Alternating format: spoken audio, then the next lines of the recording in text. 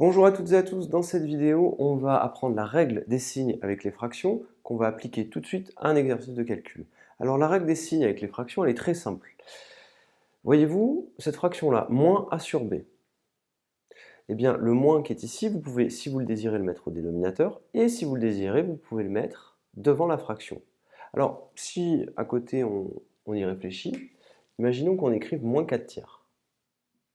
Vous êtes d'accord que moins 4 sur 3, c'est un nombre qui est de signe négatif. Si par exemple j'écris aussi 4 sur moins 3, 4 sur moins 3 c'est lui aussi un nombre négatif. Eh bien on peut donc écrire que c'est égal à moins 4 tiers comme ceci. Et vous pouvez écrire le symbole égal. Donc rappelez-vous, quand vous avez le moins au numérateur, au dénominateur ou devant la fraction, eh bien on a égalité, tout simplement. Et rappelez-vous, à chaque fois, moins 4 tiers c'est un nombre négatif, 4 sur moins 3 c'est un nombre négatif, et moins 4 tiers c'est un nombre négatif, ils sont tous égaux.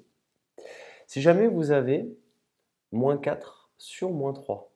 Moins et moins, vous vous rappelez que ça fait plus. Donc vous pouvez dire moins et moins plus égale 4 tiers, tout simplement. Donc moins a sur moins b, c'est égal à a sur b. Ces règles-là, elles sont fondamentales, il faut absolument les connaître, et elles sont très simples à se souvenir. Alors on va les appliquer sur un calcul. Vous avez 1 tiers moins moins 1 quart. Donc vous avez deux fois le moins. Quand vous avez moins et moins, rappelez-vous, plus. Moins, moins, donc vous écrivez que c'est égal à 1 tiers, moins et moins, plus 1 quart. On va d'abord s'occuper de tous les signes. D'accord? Donc ici, moins 2 tiers, moins 5 sixièmes, non. Là, attention, vous perdez 2 tiers, puis vous perdez 5 sixièmes, donc on touche rien. Là, par contre, ici, on a fait exprès de vous mettre plein de valeurs, avec plein de signes différents. Alors, moins et moins, plus. Donc vous pouvez écrire que c, c'est égal à 4 tiers. Ici, vous avez moins et moins au numérateur et au dénominateur, moins et moins, plus, avec un moins devant. Donc au final, ça vous fera moins 3 sur 12, d'accord? Moins et moins plus, avec le moins qui est devant, ça vous fait un moins. Et une fois que ceci est fait, vous n'avez plus qu'à faire les calculs et donc à mettre tout au même dénominateur. Alors 1 tiers plus 1 quart, on va le faire. Donc vous avez 1 tiers plus 1 quart. Par quoi doit-on multiplier numérateur et dénominateur pour avoir égalité? Eh bien, on va tout mettre en douzième, donc on va multiplier ici par 4. Et là, on va multiplier par 3. On obtient quoi? On obtient 4 sur 12 plus 3 sur 12. 4 sur 12 plus 3 sur 12, ça nous donne 7 sur 12, que vous obtenez ici. Le B, vous perdez 2 tiers, puis vous perdez 5 sixièmes. Alors, on va tout mettre en sixième, et vous obtenez... Donc on va tout multiplier et tout mettre en sixième, on multiplie tout par 2, donc on fait x2 fois 2. On obtient quoi au final? On obtient B égale moins 4 sur 6, moins 5 sur 6, je perds 4, je perds 5. Au final, vous perdez 4, vous perdez 5, vous perdez au final 9. Moins 9 sixièmes.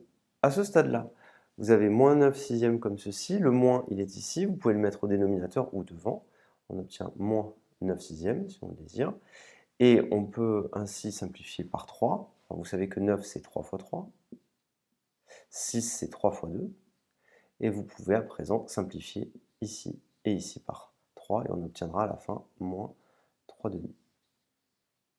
Faites bien attention, donc quand vous avez le moins qui est ici, vous pouvez, si vous le désirez, le mettre devant. On va continuer ici, donc la simplification sur les signes, on l'a faite. On va tout mettre ainsi en douzième. Donc là, j'ai 4 tiers, moins 3 sur 12. Je vais multiplier numérateur et dénominateur par 4. On obtient donc 16 sur 12, moins 3 sur 12. 16 moins 3, ça fait donc 13 sur 12. Et on a donc le résultat. Voilà pour cette vidéo. Alors je vous conseille de reprendre la vidéo du début et d'essayer de refaire ABC. Et je vous conseille aussi d'apprendre par cœur la règle des signes et à la manipuler. Il faut s'entraîner au calcul, réduire les fractions et évidemment savoir les ajouter ou les soustraire. Je vous remercie et à bientôt.